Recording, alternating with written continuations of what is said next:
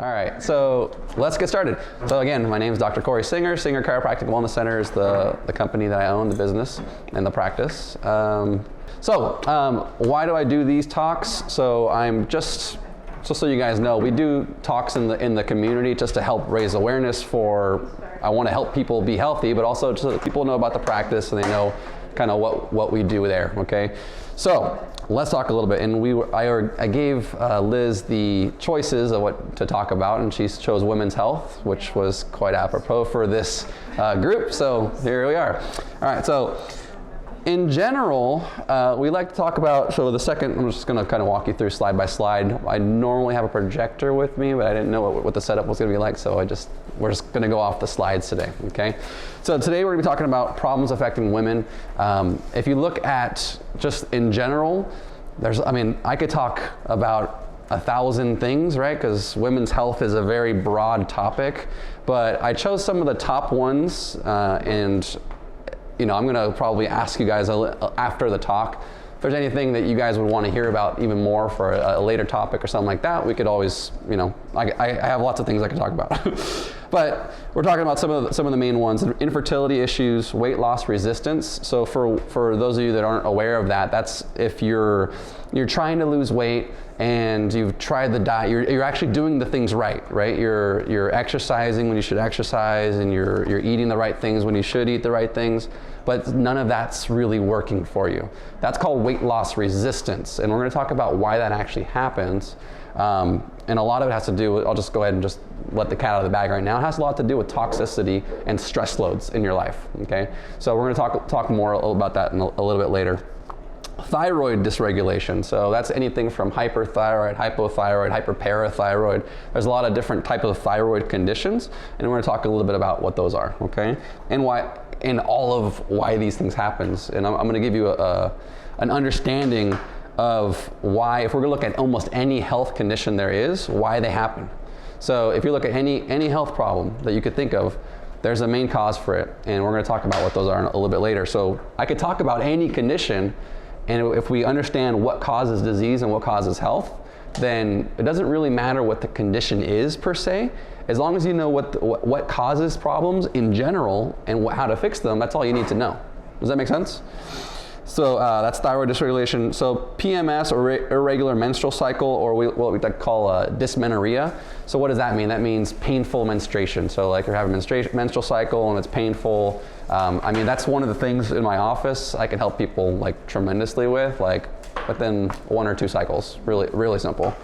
And I'll talk about why that happens. Polycystic ovarian syndrome, PCOS, we're going to talk about that a little bit later, and osteoporosis. So that's one of a condition affecting more older women, but it's happening sometimes younger and younger now. So we're going to talk about why that happens, okay? So here are some of the stats just for a broad understanding of who this is affecting. 12% of women have infertility issues, and it's on the rise. 13% of women develop a thyroid condition. 80% of women experience dysmenorrhea or painful menstruation. 10% of women polycystic ovarian, and 33% of women over 50 have osteoporosis. So we're going to talk about why those are. Now I want to get to when we're talking about like why these conditions happen. First of all, I want you to understand, we're going to talk about this slide called Vitalism, okay? So Vitalism, pretty much all it means, and if you can't read this, it's okay. I'm going to explain what, I know it's kind of the print small, but I didn't have it there so you get to read all the stuff. You can if you want to, but just in general, I want you guys to just at least understand and follow along with the slides. So Vitalism, what is it? So Vitalism is this principle that there is something in our bodies, and this is the perfect group to talk to about this.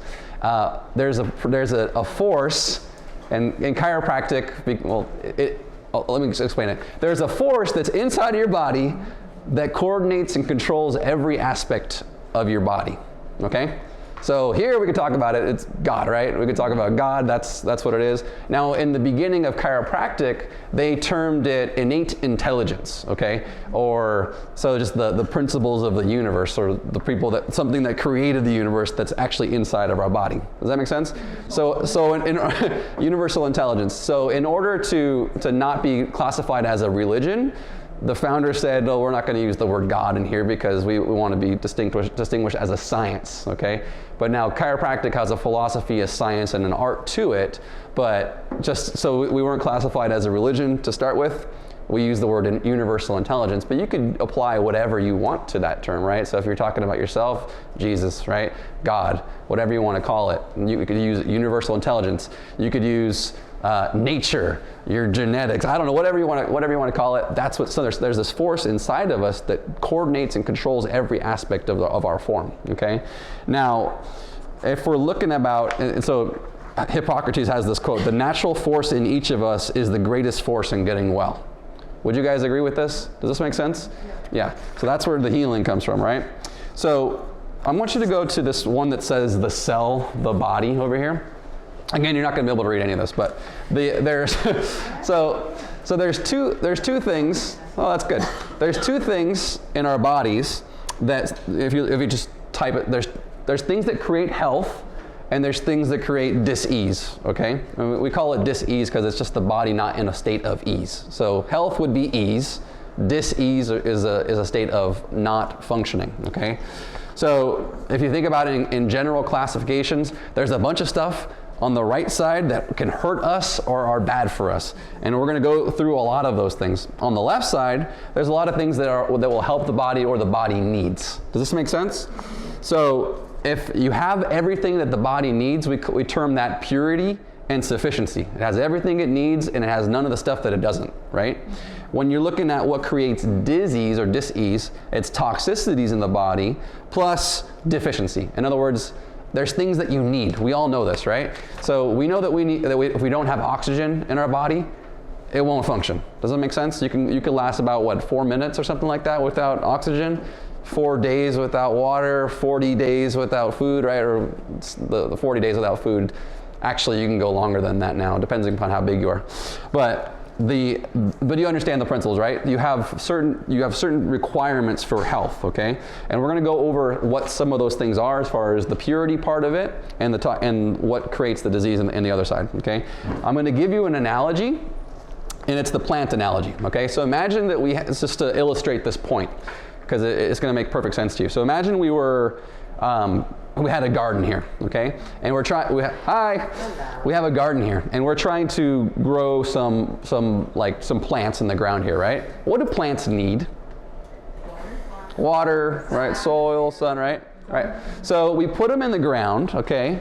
And it's in the sun, and we're watering them, right? And so some of them grow, but not all of them do, okay? So let's use our detective hats here. Why do some of them not grow and why do some of them do, right? Maybe it's because they aren't getting enough sunlight, right? So let's put them in a sunnier spot, right? Maybe they're not getting enough water. So we water them and some more actually start to grow, okay? Let's say the last part is like, okay, so now we're gonna check the soil, right? So we check the soil, we give them the best miracle grow that we can give them or whatever. I don't know, I'm not a gardener, but some of them grow more, right? But still some of them aren't growing, right? So what's the problem? Here's the problem. Next door, there was somebody that was spilling oil into their backyard and it was leaching into the soil and it was creating problems with our plants. Does that make sense? So this illustrates the principles of purity and deficiency or toxicity, right? So the deficiency is they didn't have enough of the water, right? Or they didn't have enough sunlight, or they didn't get the right nutrients. The toxicity part is there's stuff inside that's getting into those plants that's not supposed to be there. That make sense? So that's a living organism, right? The rules of nature apply to all creatures of nature, right? We are creatures of nature. Does that make sense? So it's the same rules apply. So, and I'm going to give you one more analogy because a lot of people nowadays think there's a lot of these conditions that are popping up are genetic in cause and genetic in nature, okay? If you look at the rates of some of these diseases, our genetics have not changed much over the last 3,000-4,000 years, okay? But all these rates of diseases are skyrocketing exponentially. So does it make sense that they're genetic in nature? Of course not, right? Because I hear this all the time in my office, oh, well, that runs in my family, or it's genetic, or what, I'll hear that all the time. Now, there are some diseases that are genetic in nature, and those are like maybe 0.01%, okay? The rest of them are all diseases of lifestyle, okay? Does this make sense? Environmental, not necessarily just lifestyle, but just product of the environment that we're in, okay? Now, here's the analogy, the Great Lakes analogy. So, I don't know if you guys remember this. There was mass amounts of fish that were coming like in the Great Lakes. I think it was in like the 90s or something like that.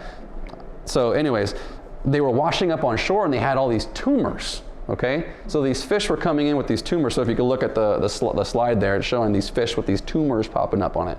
Now, now what's the problem there, right? So no rational thinking person would be like, oh, all these fish are getting cancer. Genes. Must run in their family. Must run in the family. It's genetics, right? If you had like, nobody thought that, right? Not one person. But when we look at ourselves, we're like, oh, it's genetics, right? Of course we're getting all these diseases because it's genetics, right? Well, like for breast cancer, and Yeah. they do that testing to see if you're genetic. Yes. So there like I said, there are some genetic. I'm not discounting genetics completely, okay? But I'm saying there's been this crazy rise in all of these diseases, which genetics which can't account for by itself. Right. Does that make sense? So, and that we could talk just a little bit about why that happens, okay? So is anybody familiar with the term epigenetic? Okay, so this is a really good time to talk about it, right? So genetics is just what you're talking about, right? It's the blueprint, right? Here's your genetics. You just get it when you're born, okay? There's this thing that we've found out over the last, I think it's only been around for like maybe 20 years that we've known about this phenomenon. There's these things called the epigenome, okay? So epi means above, okay? So above the gene level. So what's happening above the gene level? So in other words, let's say you have that genetic thing for cancer, okay? And it's right here in your genomics. What happens is, if you do all the things that I'm going to talk about what some of these things are. If you do some of the things that allows that expression to happen, yes, it can happen. Does that make sense? There are other things that if you do, right? Because we'll talk about twins for just a second. There's other things if you have that same gene that if you do the right things like I'm going to talk about, covers up that gene and it won't get expressed. That's epigenetics. This is why you see people that are twins, right? So genetically identical twins that have this, in other words, they have the same genes, but one of them gets cancer and has diabetes and is like, that's what their life turns out. And the other one is perfectly healthy, no problems, right? How does that work? Epigenetics, right? Some of them, that person did stuff in their life to get those problems, and the other ones did stuff in their life to not get them. Does that make sense? So that's how that rule applies. So we have this old concept of this theory of DNA to RNA, like it creates your body. There's things that we could do and that are completely in our control that we could take care of, right? So yes, we have power in our lives, right? Does that make sense? You're talking about SNPs too. SNPs. I know what SNPs are, but I don't know where it's playing into it. Yeah. You turn them on and off. Same thing. Yeah, exactly. So the idea is there's environmental signals that we can send into our body that actually can control which genes get expressed or which ones don't. Okay. So I'm glad you brought that up. That's a really good question. Now I'm going to talk a little bit about the stress response. Okay. Because beautiful. Good. Beautiful. So stress responses, right? So. And stress response, by the way, is a completely normal response, okay? So let's say that we're in the Sahara, right? And we're walking through the bush, and we look to our right and we see this giant tiger that's just right there and he's about to pounce on us and eat us, right?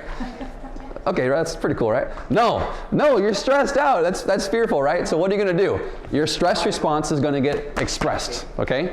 So what does that mean? That's called the fight or flight, right? Or freeze is the other part of that, right? So things are going to happen in our bodies which will actually create a condition to where we are going to be able to escape that tiger, okay? So things like increased cortisol levels, right? So it's like a stress hormone, increasing histamines, and it will decrease cellular immunity. And then with this term, right, bone loss will actually decrease over time with these. This is all part of like the normal stress response, okay? So, and it's normal because it's physiological adaptable to do that, right? So why do we decrease our cellular immunity? Here's why. If I was going to get eat, so let's say I got this tiger that's going to eat me. My body knows, do I need to really spend a lot of energy on like fighting off like little bacteria? No, you need all the energy you can get to go where? Muscles, right? Brain. You got to be able to get away from this tiger as soon as possible so you don't get eaten, right? So that's how the stress response is normally supposed to happen, right? Almost every animal in nature has that kind of concept, right? So they're stressed. Like you could have a little gazelle that's eating by the water, and then they see the tiger and they run away, and then they get away, and guess what? They just you just see them, they just go back to just being a gazelle, right? They're just eating and drinking and having no problems, right? Does it make sense? Problem is, nowadays, it's not this acute stress response. It's termed chronic, right? We have these stress responses in our lives that are chronic in nature. In other words, that tiger is now like your boss, right? That tiger is now like your relationship that you're in with your significant other, right? Or let's say you have like financial responsibilities that you have. Like these are these chronic stresses that nowadays is what most of us are dealing with. Okay. Does this make sense? So decreasing cellular immunity for a short period of time will cause you no harm, and it's actually very adaptable. It's a good thing to do. Problem is, if it's not part of our, I'm not going to use the right word. Well, maybe I could use the right word. It's not normal for us. It's not normal for us to be in that stress response for that long, okay? It's not healthy for our bodies. So yeah, if you do it for a little bit, great. But over time, that's going to lead to a decreased cellular immunity, right? So fighting off bacteria, you're going to get sick all the time. What are you going to end up with? You're going your immune system is responsible for getting rid of cancer cells, right? So you're going to be more susceptible to cancers and things like that, right? Does this make sense? Yeah. So that's why the stress happens. Now, again, we're going to talk about the three. So the next slide is we're talking about the three different types of stresses that can happen in our environment, and usually they happen over long periods of time. Except for we're going to talk about some of the physical stresses. So there are physical stresses, chemical stresses, and emotional stresses. Those are the three broad classifications of these stresses that we are exposed to in our everyday environment. Now, physical stresses, we've turned them to be easy to understand. We turned them traumas, right? Physical stress. Chemical stress is toxins, and emotional stress, thoughts. Okay. We're going to go more into these. So let's talk about physical stresses in relationship to these women health problems that I mentioned earlier. Again, there's a lot of health problems that I could talk about, but these are the ones that we're going to stick to today. Okay, but they can be broadly classified. Okay, so the first one, overweight. Okay, so that would be a call to physical stress. There's a couple things that I want everybody just to know about in terms of your spinal health. For every 1 pound over like normal BMI for your like height and weight, you have 4 more pounds of pressure on all of your weight-bearing joints, okay? So that's like your spine and your hips and your knees and your feet. So these are where, a lot of times we're gonna get more problems with like feet issues and like knee problems, things like that, okay? Now, when we're relating to like, we're going to talk about fertility issues, thyroid issues, and osteoporosis in relations to physical stress, okay? So these things, fat cells, are termed adipocytes, okay? Are you familiar with this term? Right, so adipocytes. What we found out is that adipocytes, or other fat cells, actually act as endocrine organs. They act as a gland inside your body. They release all of these different chemicals and stuff inside your body, which we don't necessarily want a lot of, okay? So some amount, okay, but a lot of it, not good, right? So check it out. It acts as an endocrine organ that shouldn't be there, I put in parentheses there, leads to increased inflammation, hypertension, insulin resistance, decreased oocyte differentiation, and increased osteoclastic activity.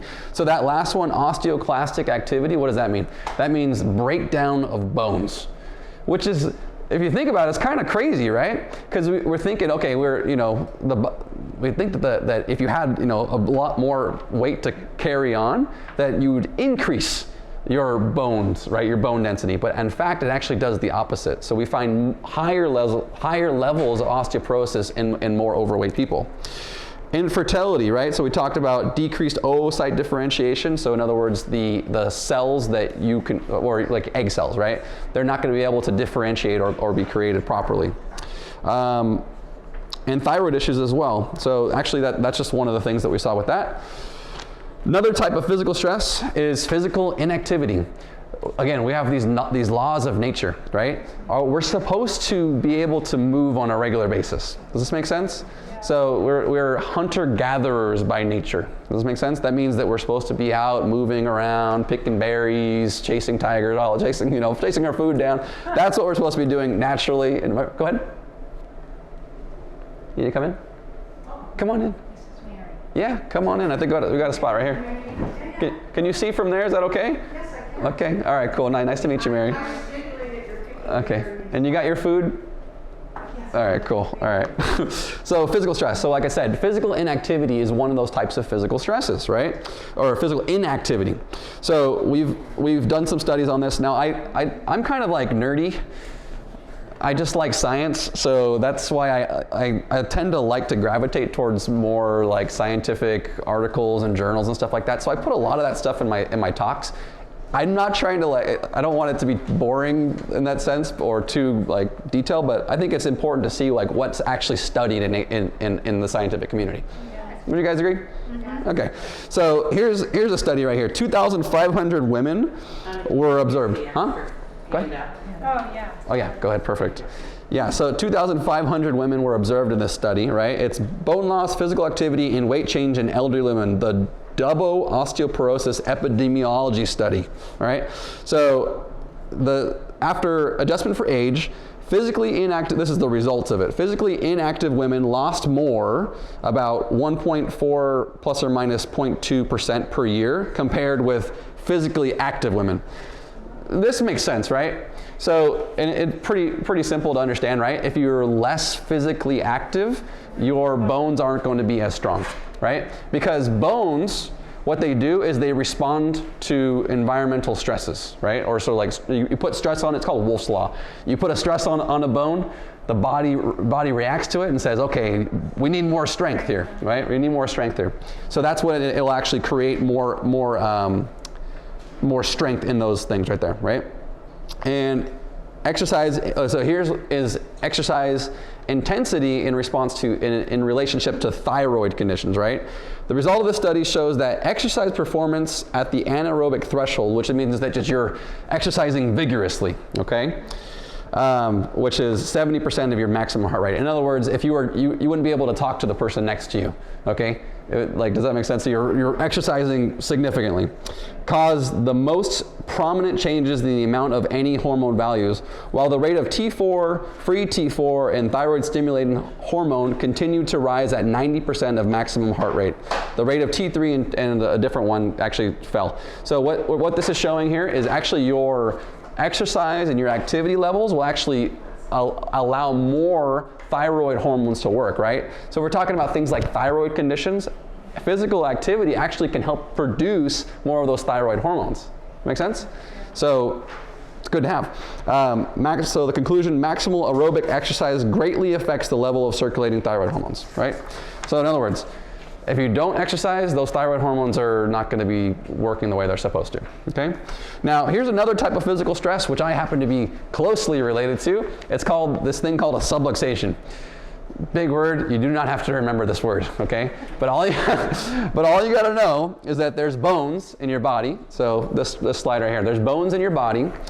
They're sitting on top of each other, and there's nerves that come out between those nerves, between those bones, okay? If for some reason, and they happen to be the same stresses that cause disease, right? Physical stresses, chemical stresses, or emotional stresses, if those bones get out of alignment, they will put pressure on nerves.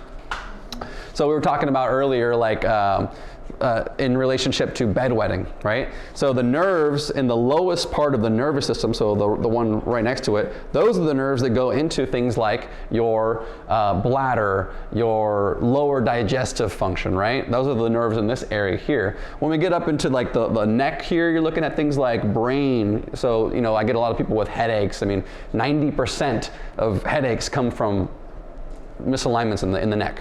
That's been documented, well documented, okay? So, it's not because you don't have enough whatever, like medication. That's not why we get like headaches, right? We get it for actual problems. On top of that, we have like things like I have people like that come in for asthma, right? Why do they have asthma? Well, the nerves in this area actually go and they affect the lungs, right? And they affect the diaphragm, right? So actually coming out of the neck, they affect the diaphragm. So if if you have, again, problems in the neck or this upper back, you could have problems like asthma or digestive issues, stomach, acid reflux, all these different kind of problems that can come up. Now, and this affects everybody, right? So, this is talking about women's health, but everybody gets these problems. Digestive issues, stomach problems. So if there's misalignments, it affects your nerve function. All I do as a chiropractor, and we'll talk about it a little bit more, is I actually realign the spine. So the next slide here is we have some like pre and post x-rays of people, right? So people come in, they have an issue, we look at their alignment. So if you're looking at the neck, right? The neck's supposed to have a normal curvature that goes like this. Okay, it's called a lordotic curve in the neck. A lot of people now, especially nowadays, and I'm seeing it younger and younger and younger, they get these things called tech necks. Have you guys heard about this? Or military neck, or what's it? So tech neck, military neck, pencil neck. I mean, there's 1,000 terms for it. But in other words, their neck straightens out. So in other words, they don't have this curve anymore. There's a problem to that, okay? The problem is it's effectively taking your head that it's supposed to weigh a certain amount of pounds, and it's doubling or tripling the effect of your head on your body, okay? So you're looking at, if your head weighs 10 pounds and it's like this, to your body it feels like 30 or 40 pounds. Does that make sense? And what's that going to do to all the muscles, all the whole body, right? It's going to predispose it to injuries. It's going to make you more tired at the end of the day because your body's having to put all this more effort into keeping your head into a natural, normal alignment. Does this make sense? So what I do in my office is I actually fix that. Right? So people, I actually fix that. So people come in with like scoliosis. We straighten out the scoliosis. Now, there's degrees of levels to where we can get it to, but hip alignment issues, if the hip's like way up high here, we put it back into a nice normal alignment, put the spine straight, get the proper curvatures where they're supposed to be. That's what I do in my office, but I also throw in a lot of this nutrition and kind of mental health stuff because it's a wellness office. We call it Singer Chiropractic Wellness Center. So we focus on the whole body, right? So just so you guys know. RA, yes, right? So, and I'm going to talk a little bit more later about how we actually are getting into and what we're working on right now. Okay. All right. So that's enough physical stress. Okay. Chemical stress. So these are things that we've termed toxins, right? So big one for women's health is these things called endocrine disrupting chemicals, right? So endocrine, just make it real simple, is all of the glands in your body, right? So like your thyroid and your adrenals and all these different glands inside the body, okay? You have these chemicals in our environment that actually will mimic what those glands do. Right? So they'll make it look like your body's producing a lot of estrogen when it's not, or like your body's producing a lot of thyroid hormones when it's not, or not enough, right? So, and we'll go into this.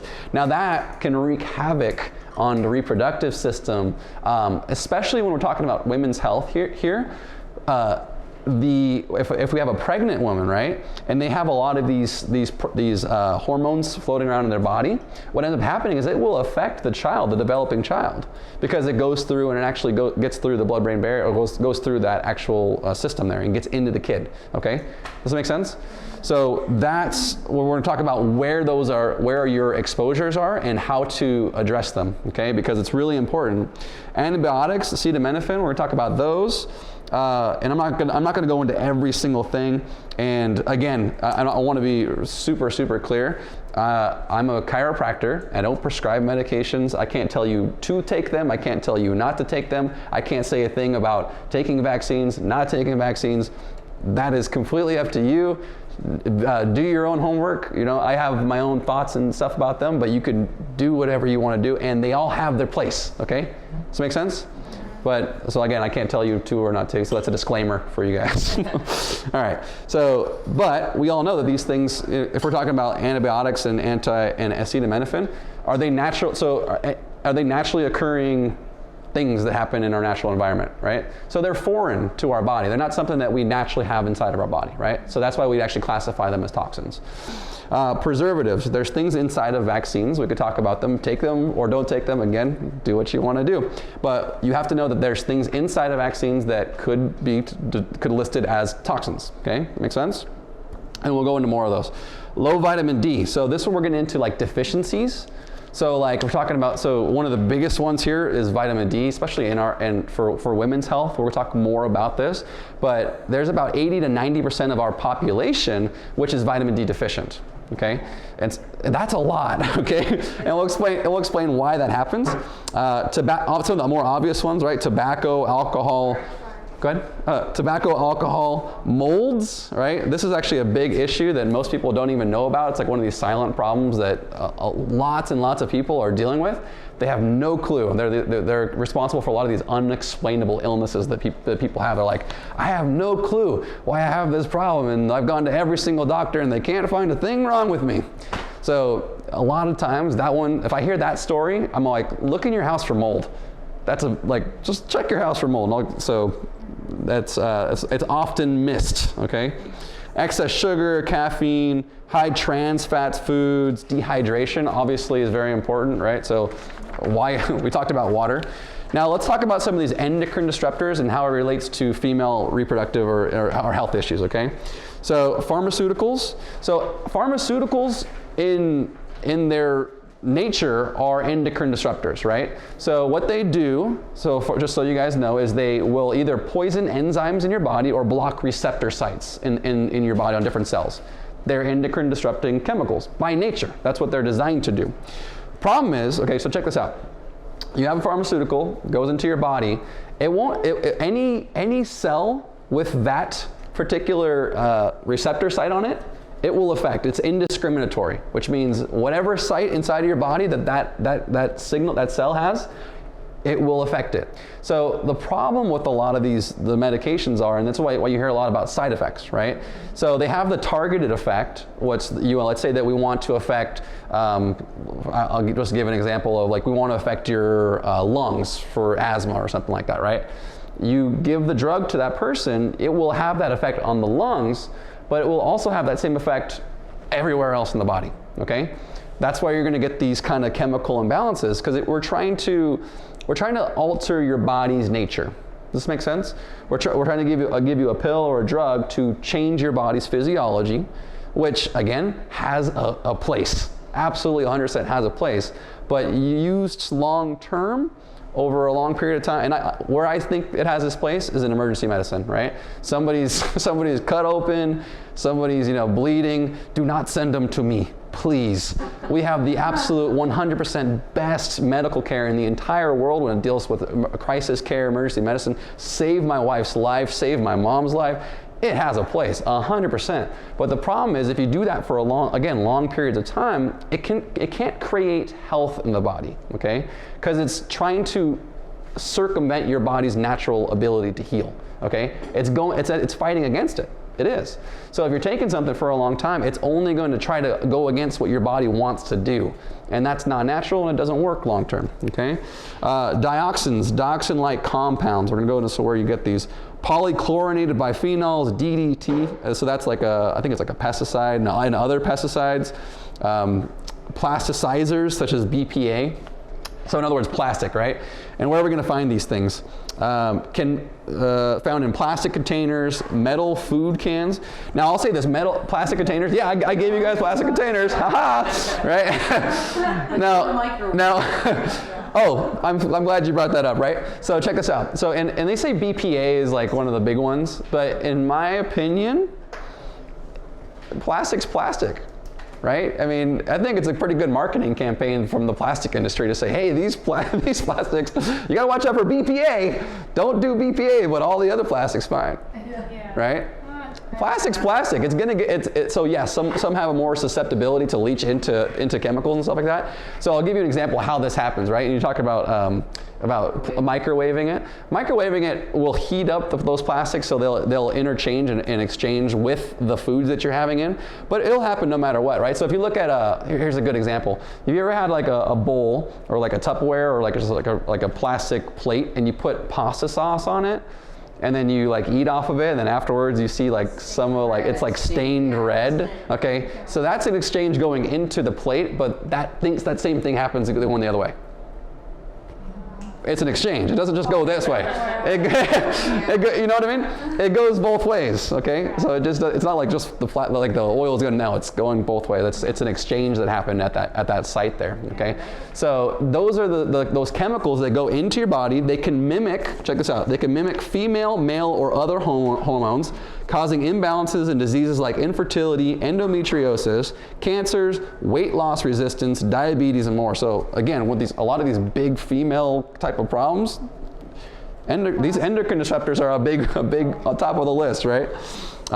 Again, they're found in, like I said, plastic containers, metal food cans, detergents, right? Flame retardants. So there was a big issue with this, if you guys remember, these kids getting cancer, babies and stuff like that, like getting cancer, and they were finding out that they had flame retardant pajamas, right? They have flame retardants on the pajamas and on the blankets and stuff like that, right? And so it was getting into them. It's an endocrine disruptor, and it's causing cancer for these kids. Right. Yeah. Just give them toys. This is another like interesting one, right? And to me, I have a 2-year-old, right? Think about like the toys that we let our kids play with and just stick in their mouths, right? 99% of them are like plastic, right? And they don't necessarily do a lot of like inspection on these things because they're not food grade. They don't care, like the FDA is not checking that kind of stuff for the most part, right? It's mostly unregulated, it's not well regulated if it is, okay? Water supply, here's the big one, okay? So our water supply is just in general, I don't know, there's like, in California, they've determined 250 different types of contaminants in the water supply, right? This is talking about just like your general like tap water, okay? So, and amongst those things, you're gonna have these endocrine disruptors in them. On top of that, you're gonna have things like everybody else's medications, right?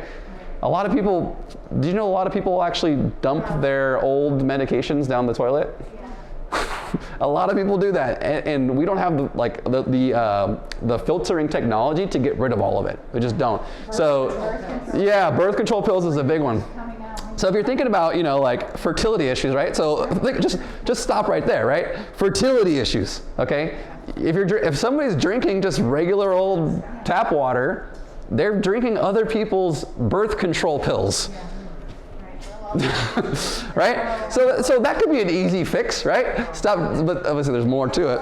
But yeah, that's a big one, right? So what I recommend for this, get yourself a good filtration system, either household or on counter, right? Whatever you gotta do to get a good filtering system. And we could talk more about that later, but that's an hour talk in itself I could talk about. Yeah, so you got a checklist. Yeah, write it down, right? And don't let your kids put toys in their mouth, right? Pesticides, okay? Now, here's a really cool app that I want to give you guys, just an example. It's called the EWG, Environmental Working Group app. So you can go on your, because another one of these I didn't put on here, foods, right? Also like any kind of cosmetics or anything that you put on your body or your skin or your hair or your nails or whatever, guess what? The largest organ in your body is your skin, okay? So everything you put on your skin, women especially, right? Put way more stuff, right? My wife puts on like 15 things in the morning and I'm like, what is all this stuff? Anyways, so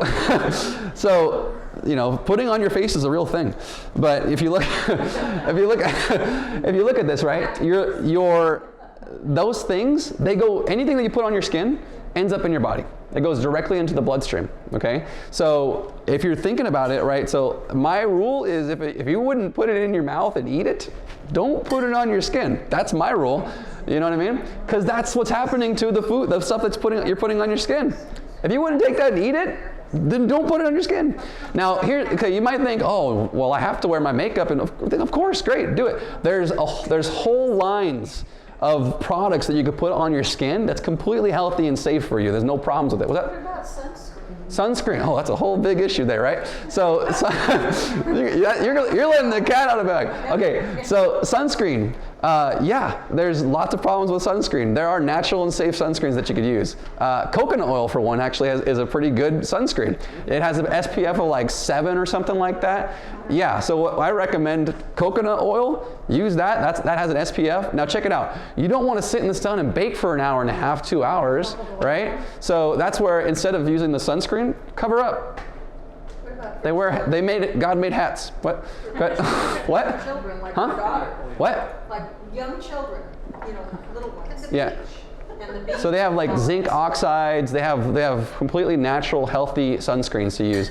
A lot of these sunscreens are unhealthy and they're not regulated. Again, they're not regulated. So we put it on our skins, and yeah, it can actually lower the amount of skin cancers that you can get using those. But the problem is they've done studies on this. They actually increase the amount of other cancers you get. So like the internal stuff, right? Yeah, I know, right? Isn't that great? Awesome.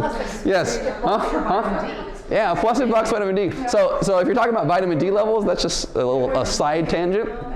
You're looking. You could use that stuff, and yeah, it's going to block the amount of vitamin D that you're going to talk about, right? We just talked about all the things that vitamin D is responsible for. Okay. Now, I'm going to move on to chronic antibiotic use during adulthood and weight changes, right? I'm going to go straight to the results section. What they found is chronic penicillin use during the 4th decade of life was associated with obesity and enrollment, and use in 5 years prior to the enrollment was associated with increased BMI changes. So in other words, good question. So I'm going to explain that. So they did a study on people, and they checked. They were looking to see if they took antibiotics regularly and how that affected their BMI or their weight. Okay. What they found out was the more antibiotics they used, the heavier they were. Why is that? So there's this whole 80 to 90% of them are generally good, and you can make the role that there's no bad bacteria, there's bad ecosystems, okay? Because just like in nature, you're supposed to have the predator, like the top of the food chain, and like the ground level, kind of like they're supposed to work in an ecosystem, right? So is the shark bad or is the fish bad? Neither, right? It works in an environment, in an ecosystem, and it's a good balance, okay? The same. Yeah, they are. And so what happens is if you're looking at your body, you're looking at our body as an ecosystem, right? So you're supposed to have this nice little ecosystem of like these bacteria, and they work in conjunction with one another to help each other out, right? Problem is if you take antibiotics, right? And what do those bacteria do? They help you digest your food. They will help with vitamin production. They will help with a lot of things. They also help. They're part of your immune system. So those bad bacteria, I'll use that loosely, if you have more of the good ones, then those bad bacteria don't affect you as much. Does that make sense?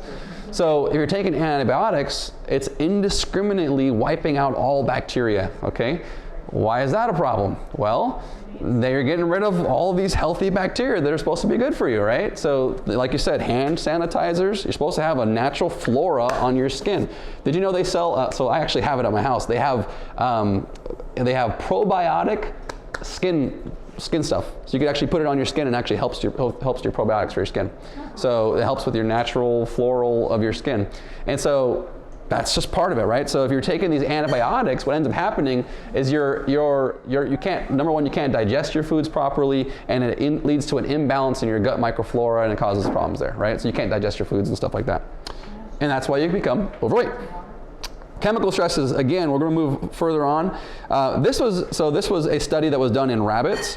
So vaccines, right? Evidence for inhibition of fertilization in vitro by anti-ZP3 antisera derived from DNA vaccine. Anyways, previously I found that DNA vaccine, this one, can generate specific antibodies against rabbit, which binds to ovarian ZP and leads to significant reductions of fertility in vivo. What does that mean? This vaccine makes these rabbits not be able to have kids. Okay? That's just That's just a one case examples, and these DNA vaccines are only in animals, but you know, take it for what it is. Vitamin D deficiency. So we're talking about, and it's association with thyroid disease. So subject to mechanism. Serum vitamin D was measured in 30 patients with hypothyroidism and 30 healthy subjects. And they said how they measured it. What they found was vitamin D was significantly lower in hypothyroid patients than in controls.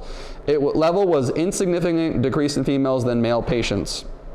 Moreover, serum calcium levels recorded a significant decrease in hypothyroid patients when compared to controls.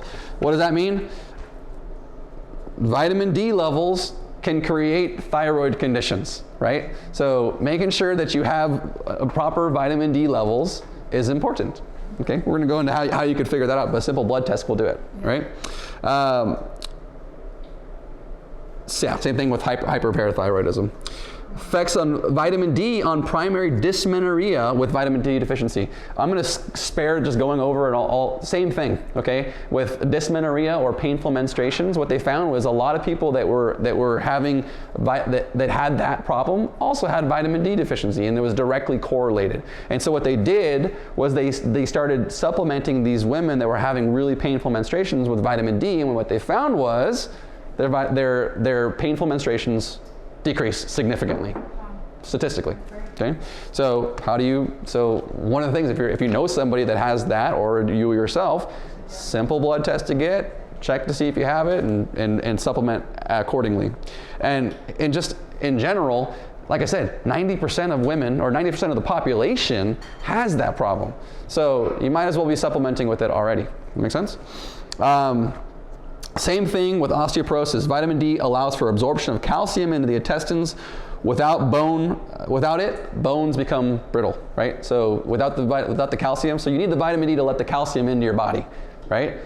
Another reason why you can get osteoporosis, okay? We've all heard that vitamin D is good for your bones, right? So everybody kind of knows that one. Yeah, also really good for immune system, okay? Supplemental K2 as well. Well, so you want to have the K with the vitamin D. A lot of this is kind of like getting like real nitpicky, but yeah, vitamin D and vitamin K compete for the exact same spot on the cells. Okay, so what you want to do is make sure you're at the same time you're supplementing with vitamin D, you're supplementing with vitamin K. Why is that? Because they were finding out that if you were, let's say these people that knew about this vitamin D connection were only taking vitamin D and vitamin D and vitamin T, what they were finding was these people were becoming vitamin K deficient. That's why they started saying, well, okay, they compete for the same spot. If you're just flooding the body with vitamin D, you're not getting the K. So that's why you want to supplement them together. So that's... Do they sell it, D and K? A lot of them do now. A lot of them do. They supplement. They have them together at the same time. So like, if vitamin K and D are present, and you're saying the same site on the cell, is the cell taking whichever one it needs? Yeah, so that's the theory, right? So the idea is if you have like this big pot of vitamin D, and you got this like K that's trying to get in every once in a while, you only have like this little door over here to try to get the both of them in. You're mostly just going to get the vitamin D in, right?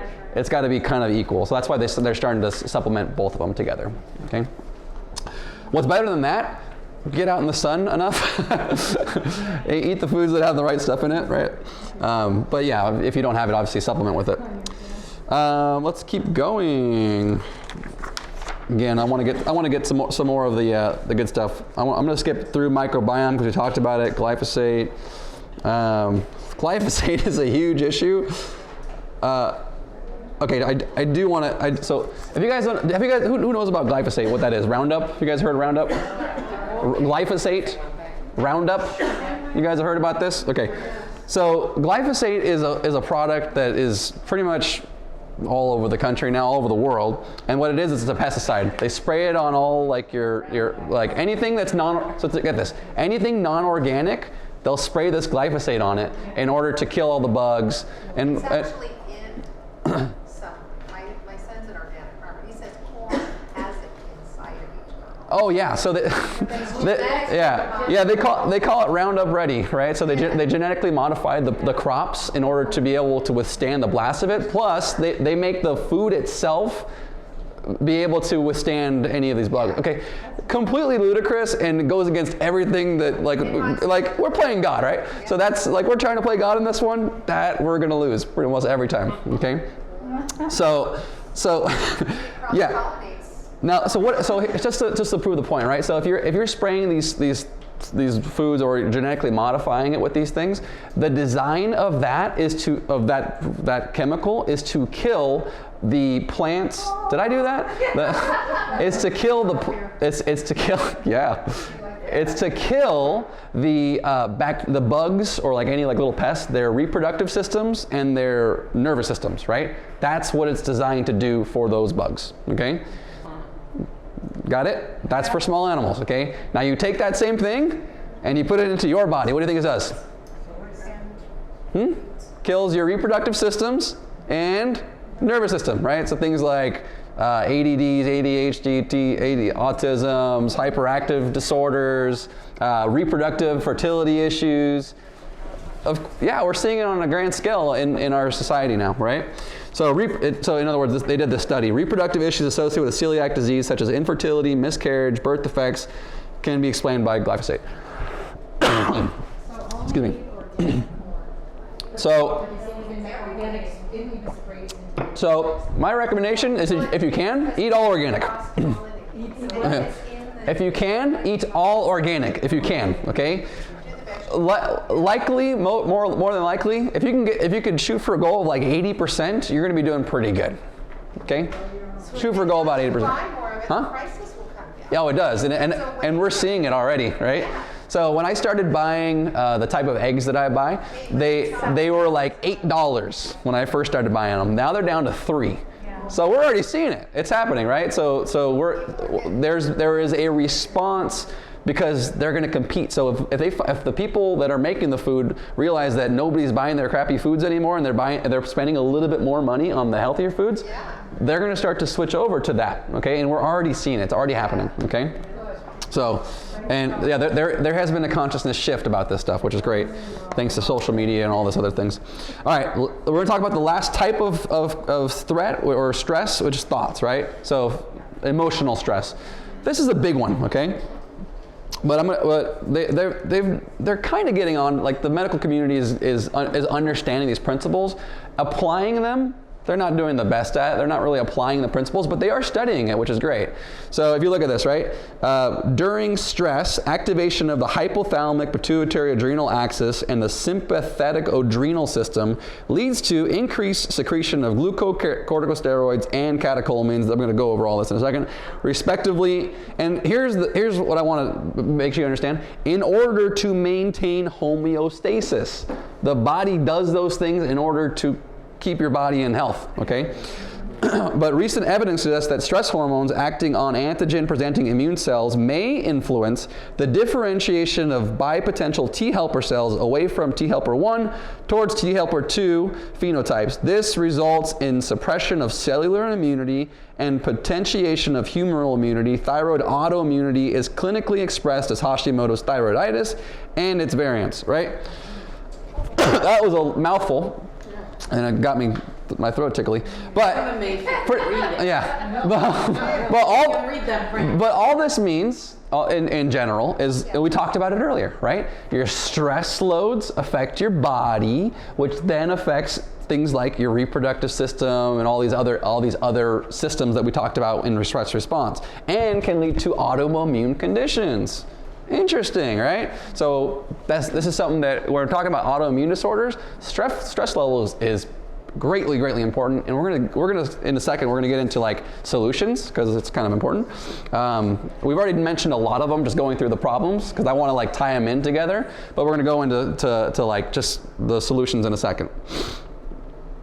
All right, for time now, traditional medical approach, right? We talked about some of them. They have drugs and surgery. That's what they have. It works well for a lot of things, okay? For a lot of other things, it doesn't work so well. So drugs, bisphosphates used in osteoporosis. Now here's one I want to talk about with osteoporosis specifically. So they've been giving this drug for osteoporosis for women that are having osteoporosis, and it's to increase the density of their bones. And what it does is it stops the bones from resorbing, okay? It stops the bones from breaking down. What the problem is, our bodies go through these natural processes of building and breaking and building and breaking. And so what they're finding is if you stop the resorption of the bones, they become stronger, but also more brittle. They call it brittle bone disease. So what ends up happening is that, you get these spontaneous fractures. You go and you take a step, yeah, your bones are super strong, but they're not flexible enough because they're not doing that bend forward and backwards. So you're getting all these people that are coming up with these fractures. Not the best approach. All right, we're gonna talk about some easier approaches. NSAIDs, so if you're looking at NSAIDs, nausea, stomach pain, ulcers, kidney failure, fluid retention, those are just some of the side effects. Thyroid meds, chest pain, shortness of breath, palpitations, anxiety, flushing, sweating, headaches, vomiting, diarrhea. We talked about why that happens, right? Because you have a targeted effect, and then you have the side effects, right? So those are some of the side effects. Now they could provide temporary relief, but never really truly address the underlying problems. And we're going to talk about some of the solutions here, right? So simple solutions, so breathing techniques, stress reduction. We're going to talk about some of them, right? Meditation is super, super good. Adjustments. So we're talking about like prayer. Beautiful. Very good. So if you're looking at, I put those. I think prayer is a type of meditation. So I truly do. If you do it right. Adjustments. Okay. So adjustments. This is for that physical stress we talked about with subluxations. Getting the body back into its normal alignment will reduce that physical stress. Getting outside, getting dirty regularly, right? That'll help your microbiome, right? So getting outside, getting around other people. Who would have thought other people as actually being around other people is good for you? Yeah, it's got to be the right type of people. Home air purification is really actually a kind of a big one. We're talking about just like your toxic exposure. A lot of people's houses is one of like the worst environments that they get because of cleaning products and like certain candles and all these other things, the carpeting. You're going to get exposed to a lot of these chemicals and these stressors, right? So getting a good home air purification system is actually really, really good. I like Homebiotic or Molecule. That's the one I like. We're going to go over science-based nutrition, what I do in my office. Dietary supplement, essential oils. We're going to go over some of those in a second. Probiotic foods, I'll just mention right now. This is really good for that gut microbiome. So you're thinking of like all your fermented fruits and vegetables and yogurts and sauerkrauts and your kombuchas and those kinds of things, right? Get those regularly. Detoxification Household, again, that environmental working group app, super, super good. I definitely recommend it. Exercise. What's the recommendation for this? Do it, right? 20 minutes. So it's 10 to 20 minutes, 3 to 6 times a week. That's all you really need, right? And be creative. Get as creative as you want with your exercise, right? So, dancing, swimming, yoga, whatever. My recommendation for this, you have to be able to like, so vacuuming, like you got to be like really power vacuuming, okay? All right? Right? Maintain a healthy weight. Apple cider vinegar is just fantastic for a whole host of things because of antibacterial products as well as anti-inflammatory products and probiotic responses. So how much? Yeah, how much a day? So for apple cider vinegar, just pretty much a couple teaspoons. It's fine. If you're just gonna do it like daily, right? Half a shot Yeah. glass, Huh? half a shot glass or a shot glass. Well, like a shot glass, right? You want to do? I recommend you do it with water. Yeah. I recommend you do it with water. I gotta agree. Let's talk about meditation for just a second, right? So, who here has a prayer or meditation practice? We do? You guys have a prayer or meditation practice, right? So very good. So getting into somewhere, being mindful, connecting with your body, connecting to your higher power, fantastic for you, right? And so if you guys are already doing it, great. I don't need to talk more about it. Diaphragmatic breathing. So this is really good for shifting your body into a parasympathetic response or a deep a relaxation response. Let's all do it together, okay? We're gonna breathe, everybody. So you breathe in. All right, so I want to demonstrate a diaphragmatic breath. Okay? Watch my stomach.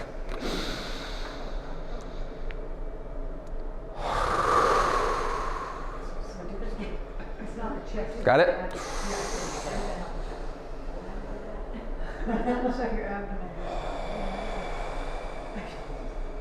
There it is. Okay? So what you do is most people, when I tell them to take a deep breath, they go like this.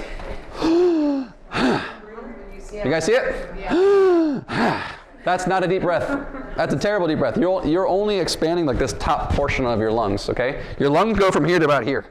Okay, so if you're just taking that like deep breath, you're taking a shallow breath, and you're only getting like this much of your lung filled up. When you do this diaphragmatic breathing, you're bringing your diaphragm down. That's vacuuming air into your lungs, and so by doing that, so your lungs actually get all of that full expansion. Okay, so to do it, we'll try it out. So you breathe in for 8 seconds, particularly through the nose. You hold for 10 seconds or 32 seconds if you're real good, or a minute if you're really good, and then you're going to exhale for 16 seconds. Okay? So that's the recommendation for it. And they've done studies on this. Blood pressure issues, people that have really high blood pressure, they do this once a day for a couple of minutes, or up to 30 minutes. Their blood pressure just gone. Blood pressure issues gone. Like no more medications, you don't need it. Yeah, my son's doing it. Yeah. He had an anxiety attack. Yeah. And it's totally helped. Oh, fantastic for it. Because it shifts your body into a parasympathetic response. It puts you into the rest and digest phase. Here's what to eat. So half your body weight in ounces of water every day, super important. Mediterranean diet. So if you guys aren't familiar with these terms, you guys can look these up. This isn't a class on diet, but just in general, these are good diets to follow. Mediterranean diet, I do a whole class on that, by the way. Ketogenic diet, anti-inflammatory diet. These are all, so like keto, anti-inflammatory diet. Mediterranean diet is an anti-inflammatory diet, by the way. If you're a kid, breast milk, I'm talking about women's health, right? Breast milk, super important for kids to develop their immunities, okay? High potassium foods, apple cider vinegar we talked about, right? Dark chocolate, just because I love it, and it's actually a superfood. Dark chocolate's it's a superfood. Yeah, but how high, what's the percentage one that got to eat? So I like to do 90 or above. I like that. So yeah, the lower you go, the more milk you're going to be putting in. And I'm not a big fan of milk in general. It's not the best for you. Beyond infancy. No, no. I'm not going to go into too much about that. Juicing to cleanse the blood, and elimination diet. So what is an elimination diet? It's just a diet that you could like if you suspect you're allergic to something on some level. So like let's say you think you're allergic to dairy, for example, because that's one of the big causes for a lot of people. You eliminate dairy from your diet for 30 days, right? Then you journal and see how you're doing the whole time, right? And then you say, okay, today I'm going to try and put dairy back into my diet. You try it and you see how you feel. Now you only got to do it once, but you have to see how you feel for the next couple of days. So that's called an elimination diet. And so you see, okay, well I ate that dairy, and guess what? I bloated it up and I feel like junk right now. There you go. You probably know that you have a trigger, right? So those are one of the elimination diet. You can do that for anything, shellfish. Yogurt's a dairy product. I realize, yeah, I get it. Some fermented dairy is fine for you. I don't recommend a lot of it. Supplements. So particularly for weight loss resistance, conjugated linoleic acid, really good. You can go online for all the recommendations of how much a day you're supposed to be taking for these things. Inositol, also really good. Now I would put them on here: zinc, curcumin, berberine, iodine, selenium, vitamin B12, vitamin D. I put the recommendations for that one: 1,000 to 4,000 international units a day. Quercetin, 500 milligrams, butter burr, astragalus, bromelain. See, these are all just things that you can supplements that you could take that are part of what your body needs in general. Now I'm going to go over science-based nutrition in a second, so you guys can understand what I do to understand exactly which supplements you need. Essential oils. So these are who here is familiar with essential oils or actually use essential oils? Fantastic for you, right? If you go on my website, I have an entire essential oils workshop where we go over like how to like replace your medicine cabinet, right?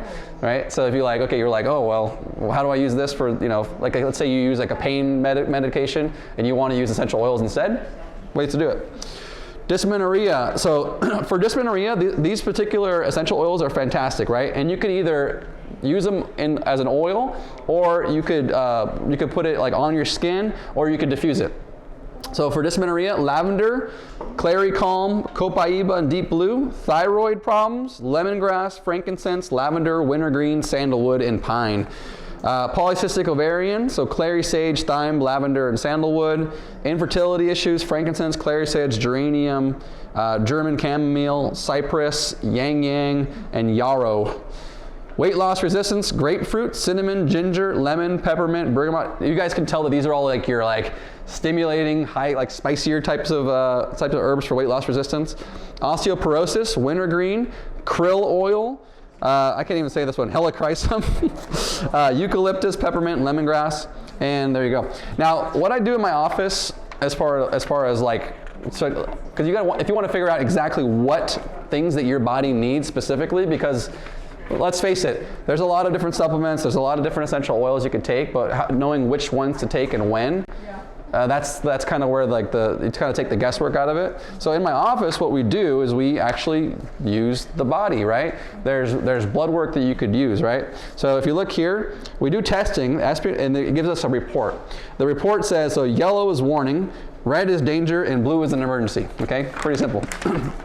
So you take blood samples, right? We run a full panel on you, and we're able to find out exactly which nutrients your body is deficient in, which toxicities you might have, and how do we find out what toxicities you have?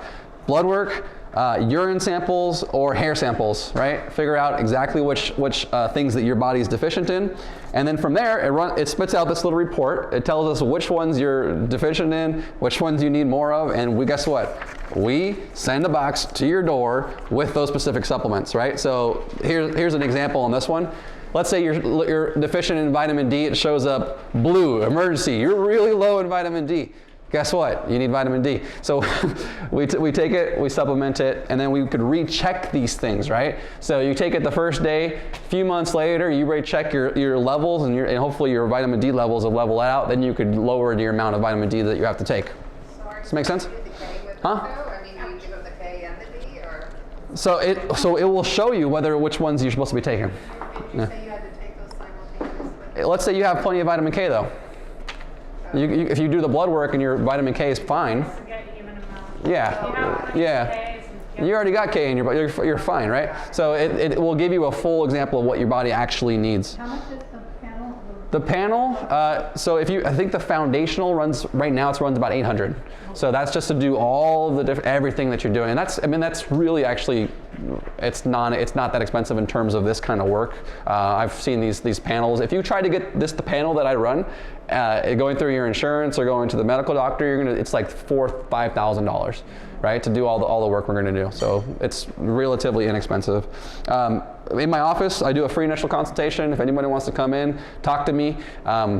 Let me know what you think. We also, in our office, we do full x-rays to find out exactly what kind of, I talked about this earlier, what kind of structural issues that you might be having, and we take care of it and we address it from there. So if you are interested in that, please talk to me and I can help set you guys up, okay? So first of all, I want to say thank you guys for having me. I'll stick around for any questions that you guys have, or if you guys want to